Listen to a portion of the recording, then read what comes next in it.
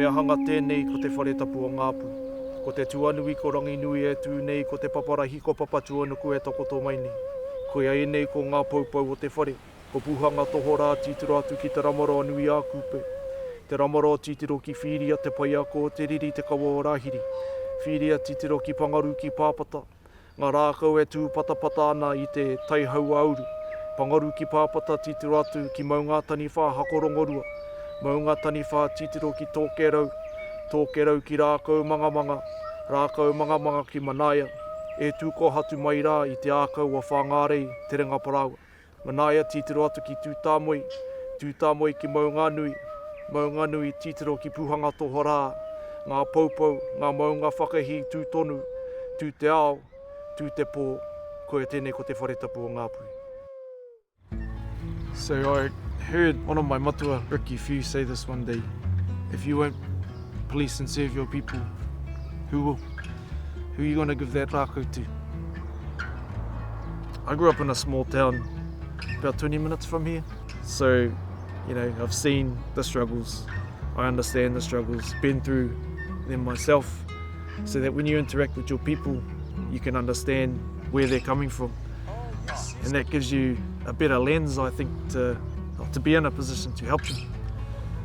It's all about who you are. I mean, if you bring goodness to the area, then it'll get given back to you. We've got a big saying in my family, it's service to your people before yourself, and I think that in this role I'm living up to that creed.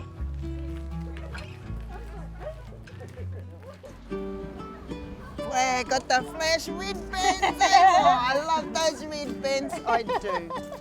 Awesome. Yeah, they're the best. Yeah. Need some mud on those though. It's great to have our whanaunga, our own whānau members, as part of our local police force. Why? Because who knows your community better than your own?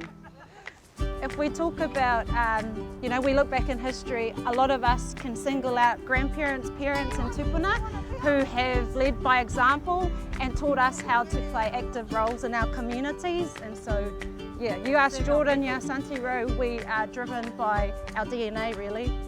We find within like a small town we can't do it ourselves. We need people like Auntie Ro and other people within the community to bounce off and things like that. We're a great place to bring your whānau up in. Great resources, spaces, places. It is a wonderful place to live.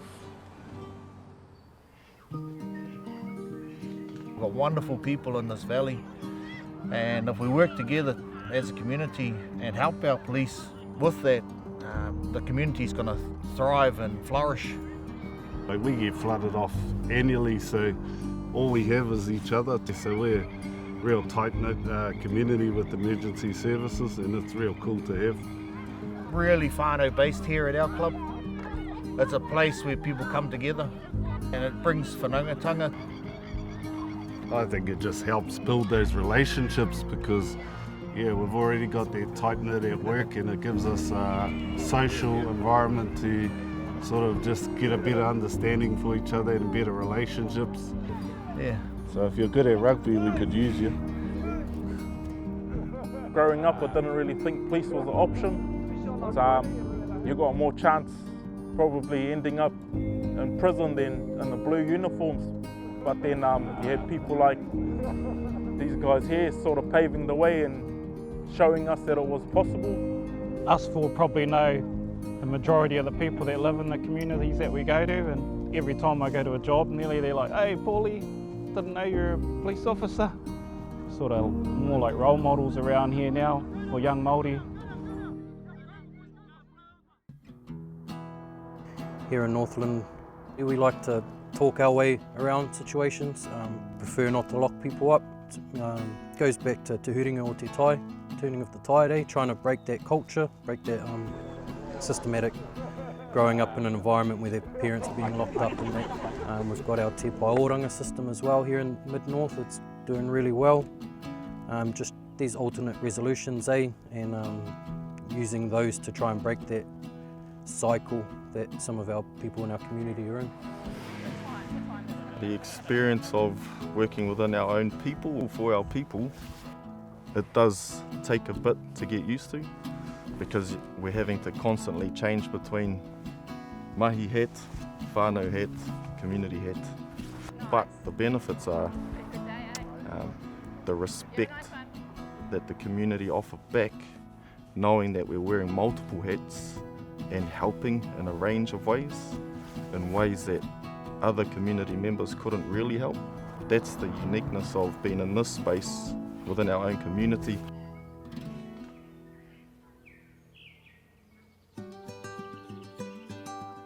Our people out here want to see somebody. Yeah, they come to the station just for a talk, just for catch up, just want to talk to somebody. Yeah, so doing everything out here, pastor, midwife. No, haven't been. I came from counties before I came to Rawene. I guess it's sort of like a time for me to put everything I've learned to test.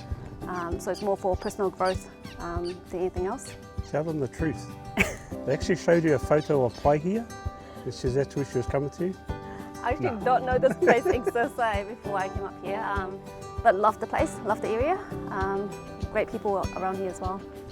The closest unit to us is like 40 minutes away, so, and that's where it's massive with our locals. They're our eyes and ears, they're our backup, they're our everything. So yeah, and that's the beauty of working in our smaller communities.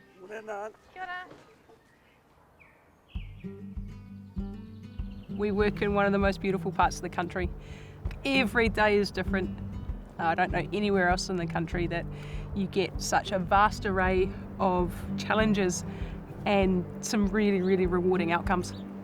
Our communities like people who are happy to kanohi ki te kanohi, and it's not unusual at the end of a job to have someone say, look, you know, do you want to come in for some kai or a cup of tea, or, you know, it's an awesome community to work in. I have always had a very close working relationship pretty much within the community because I did community policing for quite some time. I can't walk down Main Street of Kaiku without being stopped and having a chat to pretty much every second or third person, which is really nice. I find that very comforting and rewarding, and the fact that I've had that impression on people and they appreciate what I do and bring to the community. The good thing about Whiria Timoka and working in this way with police is that we are here to try and make change for our whānau together, and we both have the same focus of getting our people to a place of tūrangatira and mana tangata, which is safe and secure whānau. The positive outcomes to that is obviously our whānau have a lot more respect when dealing with our police staff because they are there to do their jobs and keep people safe. Oh, you can see the difference in people when you do regular visits with them. People just need a bit of awhi, assistance to get where they need to be, and we can't do it by ourselves. Like, we have to do it with our mates here, with the iwi, and Kaitai's got 5 of them. So I think what makes a great police officer coming here is actually understanding your iwi, who you're working with and on the whenua. Understanding the backyard you're going to be working on is really vital to being able to make it work up here and really turn our community around, making it great again how it used to be.